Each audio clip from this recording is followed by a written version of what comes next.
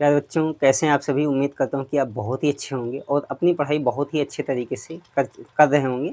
तो जैसा कि आप सभी को पता है कि हम लोग भूगोल का पहला चैप्टर संसाधन एवं विकास पढ़ रहे हैं, जिसमें से हम लोगों ने मिट्टी के बारे में पढ़ना स्टार्ट किया है। और इस मिट्टी के बारे में हमने आपको इसके पहले वाली क्लास में जलोढ़ मिट्टी के बारे में हमने आपको समझाया था। और आज की क्लास में हम लोग पढ़ेंगे दूसरी मिट्टी में लेटराइट या लाल मिट्टी।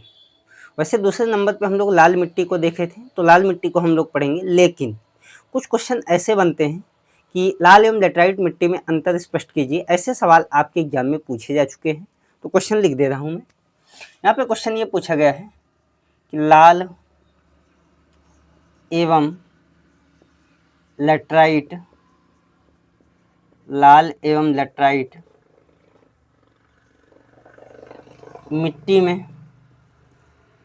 मिट्टी में अंतर स्पष्ट कीजिए। तो ये क्वेश्चन आपके एग्जाम का बोर्ड एग्जाम में पूछा गया क्वेश्चन है। तो इस टाइप से यदि क्वेश्चन बनेंगे तो हम अगर एक एक करके मिट्टी को समझने का प्रयास करेंगे तो ये क्वेश्चन हमारे लिए बहुत ही कठिन लगेंगे। तो प्यारे बच्चों, आप इसको क्वेश्चन को अच्छे तरीके से करने के लिए हम लोग इस मिट्टी को दोनों को एक साथ पढ़ेंगे, कंपेयर करके पढ़ेंगे। ये सबसे बेस्ट तरीका है और उम्मीद करता हूँ कि अभी तक जितनी क्लास हमने पढ़ाई वो क्लास बहुत ही अच्छी, बहुत ही शानदार क्लास रही। तो प्यारे बच्चों, आपसे एक रिक्वेस्ट है कि यदि सेशन अच्छा लगे तो लाइक और शेयर ज़रूर कीजिए और वीडियो की लगातार नोटिफिकेशन मिले इसके लिए आप जो है चैनल को सब्सक्राइब भी कर लीजिए, ठीक है। तो हम लोग सीधे आते हैं। इसमें कह रहा है लाल एवं लेटराइट मिट्टी में अंतर स्पष्ट कीजिए। तो क्वेश्चन ऐसे ही बनते हैं। तो अगर ऐसे क्वेश्चन बनते हैं तो ऐसे क्वेश्चनों को करने के लिए हम लोग कुछ इस प्रकार से पढ़ें। एक तरफ लिख लेते हैं लाल मिट्टी, या कहीं कहीं पे इसी लाल मिट्टी को हम लोग लाल पीली मिट्टी भी कहते हैं। तो लाल पीली मिट्टी एक तरफ हम ऐसे हेडिंग डाल देंगे, लाल पीली मिट्टी, और दूसरी तरफ हम लोग हेडिंग डालेंगे लेटराइट मिट्टी।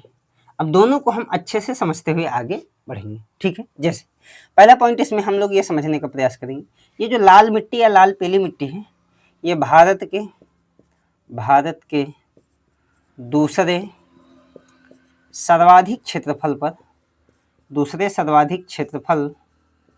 पर पाई जाने वाली मिट्टी है, पाई जाने वाली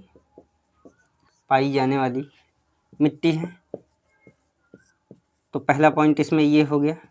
अब इधर भी देख लेते हैं कि ये जो लेटराइट मिट्टी है इसकी बात करें तो ये भारत के दूसरे सबसे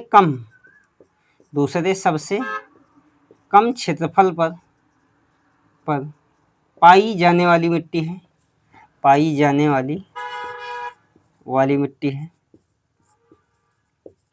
मिट्टी है। क्योंकि आप जानते हैं कि सबसे नंबर 1 पे जलोढ़ से लाल से काली, तो ये जो लाल दूसरे नंबर पे है इसलिए हमने लिखा कि भारत के दूसरे सर्वाधिक क्षेत्रफल पे पाई जाने वाली।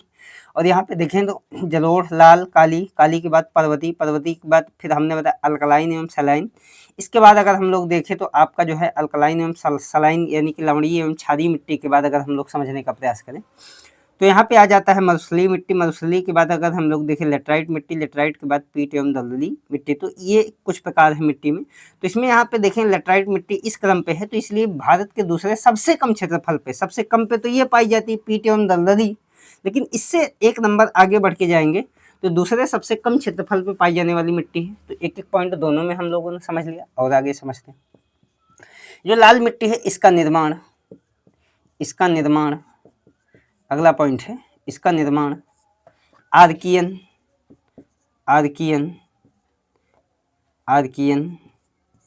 कुड़प्पा, धारवाड़, आर्कियन, कुड़प्पा, धारवाड़ एवं विंध्य क्रम की चट्टानों के अपक्षय एवं अपरदन से हुआ है। यानी कि यहाँ पे ये समझने का प्रयास कर रहे हैं कि इस मिट्टी का निर्माण होता कैसे है। तो इस मिट्टी का निर्माण हमने बताया कि ये जो विभिन्न प्रकार की चट्टानें हैं, आर्कियन, कुड़प्पा, धारवाड़ एवं विंध्यन क्रम की जो भी चट्टानें हैं, इन चट्टानों के अपक्षयण अपक्षय एवं अपादन यानी कि टूटने फूटने से इस मिट्टी का निर्माण हुआ है। अब इधर इसी पॉइंट को समझ लेते हैं। ये जो लैटराइट मिट्टी है, अगर हम लोग इसकी बात करें तो इस मिट्टी का निर्माण अगर इसकी बात करें तो इस मिट्टी का जो निर्माण है ये लैटराइजेशन इस मिट्टी का निर्माण लैटराइजेशन की प्रक्रिया के द्वारा हुआ है,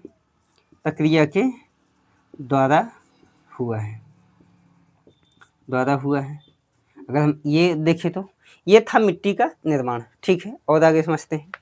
अभी लैटराइजेशन की प्रक्रिया क्या है इसको हम आगे चल के समझेंगे और आगे समझते हैं। अगर इस मिट्टी की बात करें तो ये जो लाल मिट्टी है, अगर इस मिट्टी को हम लोग देखने का प्रयास करें तो इस मिट्टी का जो विस्तार है, या अगर हम लोग और समझने का प्रयास करें तो इसका वितरण देखें तो इस मिट्टी का विस्तार अगर हम लोग देखें का विस्तार यानी कि मिट्टी कहाँ कहाँ पाई जाती है, इस मिट्टी का अगर विस्तार देखें तो सबसे पहले तेलंगाना में मिलेगी, तेलंगाना। तो ये जो मिट्टी है ये आपकी तेलंगाना के साथ साथ आंध्र प्रदेश, कर्नाटक, तेलंगाना के साथ साथ आंध्र प्रदेश के बाद आपका कर्नाटक के बाद छत्तीसगढ़ के बाद झारखंड। तो इन सारे क्षेत्रों में ये मिट्टी हमको देखने को मिलेगी। और इनके अलावा असम, मेघालय और अरुणाचल प्रदेश को छोड़कर इसके अलावा प्लस असम के बाद मेघालय तथा अरुणाचल प्रदेश को छोड़कर पूर्वोत्तर भारत में भी यह मिट्टी देखने को मिलती है। ठीक, तो ये मिट्टी कहाँ कहाँ पाई जाती है इसका वितरण हमने आपको समझा दिया। और आगे समझिए। अगली बात, इसमें लैटराइट मिट्टी में अगर हम लोग समझने का प्रयास करें तो ये लैटराइट मिट्टी जो है ये कहाँ कहाँ मिलेगी, तो अगर हम लोग देखें तो इस मिट्टी का विस्तार जो है, इस मिट्टी का विस्तार अगर हम लोग देखें तो इस मिट्टी का विस्तार अगर हम लोग समझने का प्रयास करें तो ये मिट्टी हमको देखने को मिलेगी पश्चिमी घाट पर्वत पर। पूर्वी घाट पे नहीं मिलेगी, पूर्वी घाट पे हमने बताया जलोढ़ मिट्टी मिलती है। अगर पश्चिमी घाट पर्वत की बात करें तो वहाँ मिलेगी। इसके अलावा पश्चिमी घाट पर्वत के साथ साथ मेघालय के पठार पे मिट्टी मिलेगी, मेघालय के पठार में। तो पश्चिमी घाट पर्वत, मेघालय का पठार, मेघालय के पठार के बाद अगर हम लोग देखें तो असम नदी घाटी में मिट्टी मिलेगी, असम नदी घाटी में मिट्टी मिलेगी। असम नदी घाटी के साथ साथ अगर इसकी हम बात करें तो अंडमान निकोबार में मिट्टी मिलेगी, अंडमान एंड निकोबार में मिट्टी देखने को मिलेगी, निकोबार द्वीप समूह में ये मिट्टी हमको देखने को मिल जाएगी। और अंडमान निकोबार द्वीप समूह के साथ साथ अगर हम लोग देखें तो पश्चिम बंगाल के हुगली, या इसी में एक और देख लें लक्षद्वीप पर ये मिट्टी मिल जाएगी, लक्षद्वीप पर। इसके साथ साथ पश्चिम बंगाल में दार्जिलिंग पहाड़ी के आसपास ये मिट्टी मिलेगी, दार्जिलिंग पहाड़ी। ये जो दार्जिलिंग पहाड़ी है आप इसके बारे में जानते होंगे कि चाय का उत्पादन यहाँ पे बड़े पैमाने पे होता है, तो ये मिट्टी वहाँ मिलती है।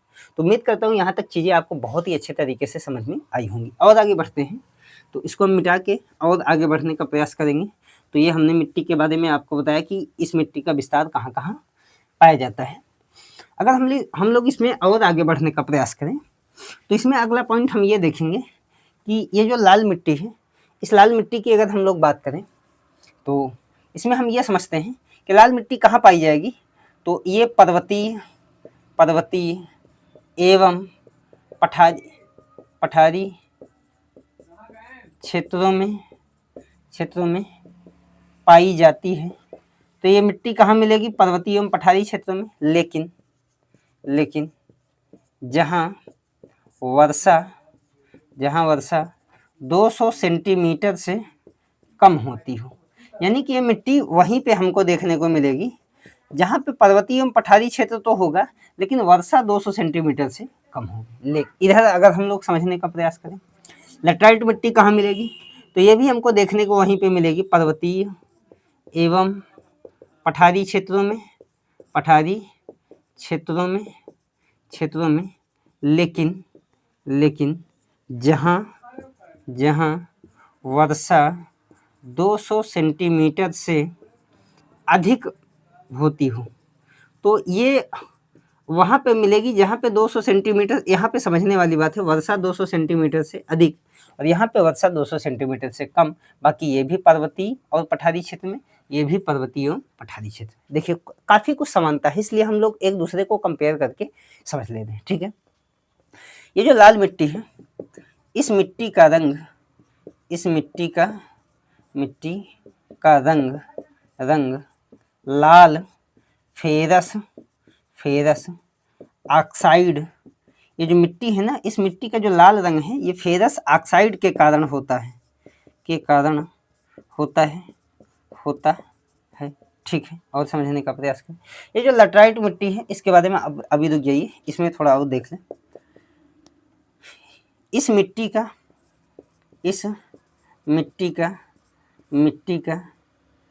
का जल योजित भाग, यानी कि ऐसा भाग जो जल में डूबा हो, जल योजित भाग जल में डूबा हुआ भाग पीला नजर आता है।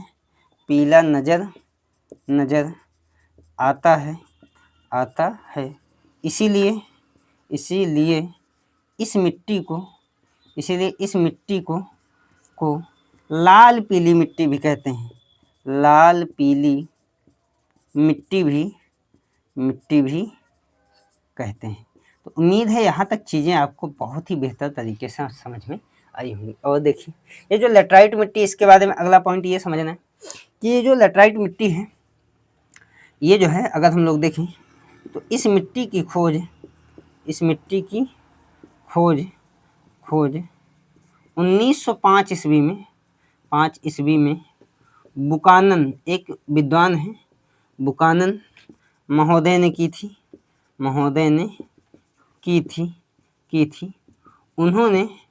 उन्होंने बताया कि लैटराइट मिट्टी का निर्माण, लैटराइट मिट्टी लेटर शब्द से, LATTE लेटर शब्द से बनी है, जिसका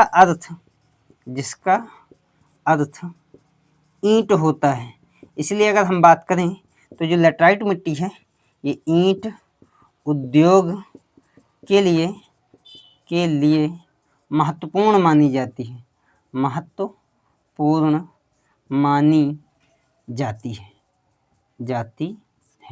तो ईंट उद्योग के लिए सबसे महत्वपूर्ण मिट्टी कौन सी मानी जाती है? तो यही लैटराइट मिट्टी। अब ये ईंट उद्योग के लिए सबसे महत्वपूर्ण क्यों मानी जाती है, तो इसके बारे में और थोड़ा समझने का प्रयास कीजिए। तो ईंट उद्योग के लिए सबसे महत्वपूर्ण इसलिए मानी जाती है क्योंकि इसका निर्माण, इसी के नीचे लिखना है, क्योंकि इसका निर्माण लैटराइजेशन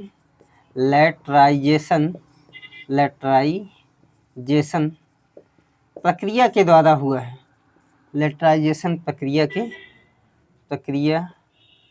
के द्वारा हुआ है। अब लैटराइजेशन प्रक्रिया क्या है, यहाँ पे समझने का मौका मिल जाएगा। अगर हम लैटराइजेशन की प्रक्रिया देखें तो ये मान लीजिए मिट्टी है, हमने बताया ये मिट्टी वहाँ पे पाई जाती है जहाँ पे वर्षा अधिक मात्रा में होती है। तो ये बादल हैं, अगर हम लोग समझने का प्रयास करें तो ये जो है बादल हैं ये। और आप जानते हैं कि ये मिट्टी है, इस मिट्टी में आप जानते हैं विभिन्न प्रकार के तत्व पाए जाते हैं, जैसे silica, aluminium, silica, magnesium, nickel, Ferium, चूना, जीवाश्म, इसके अलावा पोटास, ये बहुत सारे तत्व आपके पाए जाते हैं इस मिट्टी में। तो होता क्या है कि जब यहाँ पे वर्षा अधिक होती है, हमने बताया बारिश होगी, और बारिश कब अधिक होती है आप जानते हैं, जब तापमान अधिक होता है। तो तापमान के अधिक होने से ये जो जल है, जलवाष्प की बूंदों में परिवर्तित हो करके ये जो जल है ये पृथ्वी की सतह से ऊपर जाता है, वायुमंडल में जाता है, और वायुमंडल में जाने के बाद यही जलवाष्प जो है संघनन की क्रिया होती है, तो जलवाष्प बादल बनते हैं और यही जलवाष्प जल की बूंदों में परिवर्तित हो जाता है। तो इधर हम आपको थोड़ा समझा दे रहे हैं। मान लीजिए वर्षा कहाँ पे होगी, तो वर्षा वहाँ होगी जहाँ पे तापमान अधिक होगा।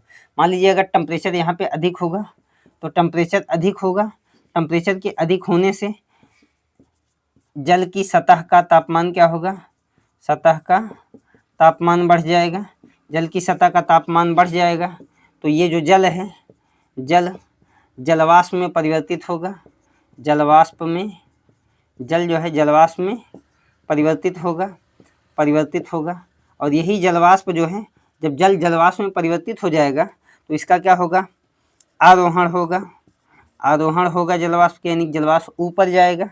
और जैसे आरोहण होगा तो ये जो जलवाष्प है ये क्षोभमंडल में जाकर धीरे धीरे क्या होगा, धीरे धीरे ठंडा होगा। और जब ये धीरे धीरे ठंडा होगा तो आप जानते हैं तो संघनन की क्रिया होगी, और इस संघनन की क्रिया से दो चीज़ें होंगी। एक संघनन की क्रिया होगी, तो जब संघनन की क्रिया होगी तो इससे दो चीज़ें, एक क्या होगा कि ये जो जलवाष्प है यानी कि संघनन की क्रिया होगी, इससे बादल बनेंगे, और बादल बनेगा तो जब बादल बनेगा तो यही जो जलवाष्प है, ये जल की बूंदों में परिवर्तित हो जाएगा। और जब जल की बूंदों में परिवर्तित होगा तो यही जो जल है, पृथ्वी के अंदर गुरुत्वाकर्षण बल पाया जाता है, और इसी गुरुत्वाकर्षण बल के प्रभाव से ये जो जल की बूंदें हैं धीरे धीरे पृथ्वी की सतह पे आएंगी, और जब पृथ्वी की सतह पे आएंगी तो ये पूरा का पूरा क्षेत्र ये जो जलमग्न हो जाएगा, यानी जल से भर जाएगा। और जब जल से भर जाएगा तो ये जो विभिन्न प्रकार के तत्व हैं ये जल से अपक्रिया करेंगे, और अपक्रिया करने के बाद ऐसे पदार्थ जो हल्के होंगे, जल में घुलनशील होंगे, वो जल में घुल जाएंगे। और जल में घुलने के बाद ये धीरे धीरे मिट्टी की, यानी कि ये जो धीरे धीरे मिट्टी की परतों से होते हुए मिट्टी की नीचे की परतों में आ जाएंगे। यानी कि जैसे इसमें अगर हम लोग कठोर तत्व की बात करें तो इसमें एक कठोर तत्व सिलिका है, ये घुलेगा तो पृथ्वी के नीचे चला जाएगा, यानी कि मिट्टी के नीचे की परत में चला जाएगा। इसके अलावा अगर हम लोग देखें तो चूना घुल के नीचे चला जाएगा, जीवाश्म घुल के नीचे चला जाएगा, पोटास घुल के नीचे चला जाएगा। इसके अलावा अगर हम लोग और समझने का प्रयास करें तो ये सारे तत्व घुल के नीचे चले जाएंगे, बाकी एल्युमिनियम, मैग्नीशियम, निकेल और फेरियम जैसे तत्व ऊपर रह जाएंगे, और इसीलिए इनकी अधिकता पाई जाएगी। ये सिलिका यहाँ आ जाएगा, ये चूना यहाँ आ जाएगा, ये जीवाश्म यहाँ आ जाएगा, और ये पोटास यहाँ तक आ जाएगा। इसका मतलब इन सब की कमी पाई जाएगी इस मिट्टी में, और इन यानी कि एल्युमिनियम, मैग्नीशियम, निकेल और फेरियम की अधिकता पाई जाती है। इसीलिए अब एल्युमिनियम, मैग्नीशियम, निकेल और फेरियम कठोर तत्व हैं, इसलिए हम ये मानते हैं कि जो लैटराइट मिट्टी है एक कठोर मिट्टी है। इसका उपयोग हम लोग कहाँ करते हैं, तो ईंट उद्योग में करते हैं। तो इसको मैं मिटा दे रहा हूँ। यही प्रक्रिया कहलाती है लीचिंग या निच्छालन की प्रक्रिया, यानी कि जब मिट्टी के जो तत्व हैं ये जो है पानी के साथ घुलकर पृथ्वी के नीचे की सतह में चले जाएं, तो इस प्रक्रिया को निच्छालन या लीचिंग की प्रक्रिया कहा जाता है। और हमने बताया इसी को निच्छालन या लीचिंग या लैटराइजेशन की प्रक्रिया कहते हैं, और इस मिट्टी का निर्माण इसी प्रक्रिया के द्वारा हुआ है। ठीक है, और आगे देखते हैं।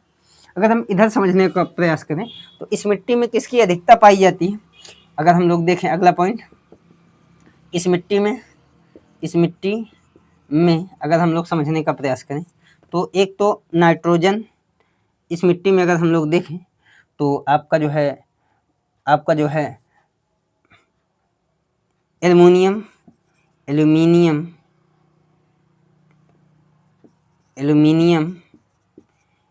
के साथ साथ मैग्नीशियम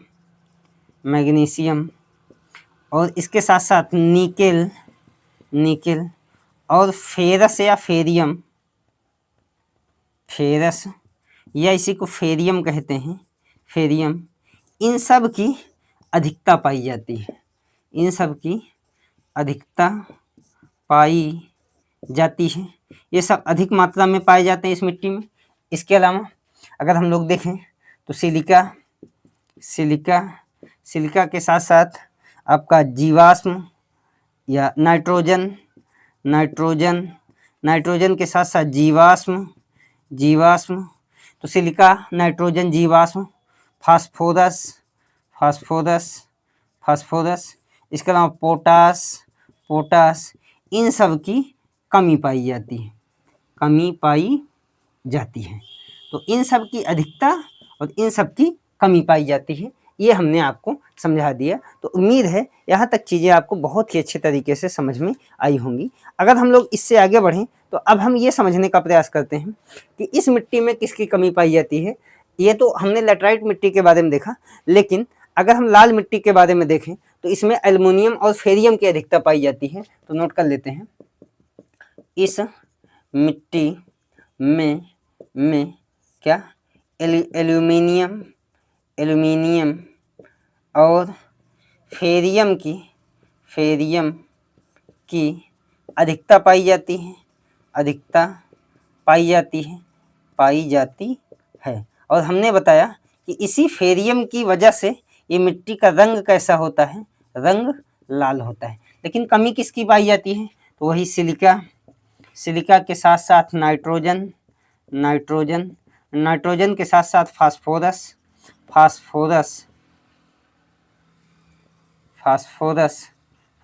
के साथ साथ अगर हम लोग देखें तो जीवाश्म, इसके साथ साथ पोटास, इन सब की इसमें अधिकता पाई जाती है, ठीक है, कमी पाई जाती है। तो इन सब की कमी पाई जाती है।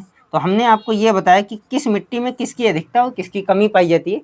बस यहाँ पे एक और चीज़ समझना है, यहाँ पे ये समझना है कि प्रमुख फसलें कौन कौन सी हैं। तो अगर इसको मिटा दें और इधर समझने का प्रयास करें कि प्रमुख फसलें कौन कौन सी हैं, यानी कि लाल मिट्टी में कौन कौन सी प्रमुख फसलें उगाई जाती हैं, तो इसमें गेहूँ, रागी, तंबाकू, चावल। अगर प्रमुख फसल की बात करें तो प्रमुख फसल में गेहूँ, रागी, तंबाकू, चावल, इन सब की फसलें उगाई जाती हैं। अगर इधर हम लोग बात करें तो इधर जो है लैटराइट मिट्टी में अगर हम लोग देखें तो इधर कौन कौन सी फसलें उगाई जाती हैं, कौन सी प्रमुख फसलें उगाई जाती हैं। अगर प्रमुख फसल की बात करें तो इधर जो प्रमुख फसल है, इनमें सबसे प्रमुख फसल में बागानी फसल उगाई जाती है। बागानी फसल में कॉफ़ी के बाद चाय के बाद कहवा के बाद रबर। तो इन सब की खेती की ही जाती है। इसके साथ साथ नारियल के साथ साथ आपका काजू। तो कॉफ़ी, चाय, कहवा, नारियल, काजू, इन सब की खेती की जाती है। तो उम्मीद है कि दोनों मिट्टियाँ बहुत ही अच्छे तरीके से समझ में आई होंगी और इस क्वेश्चन का जवाब आप खूब आसानी से दे पाएंगे। तो फिर मिलते हैं हम लोग अगली क्लास में, तब तक के लिए बहुत बहुत धन्यवाद।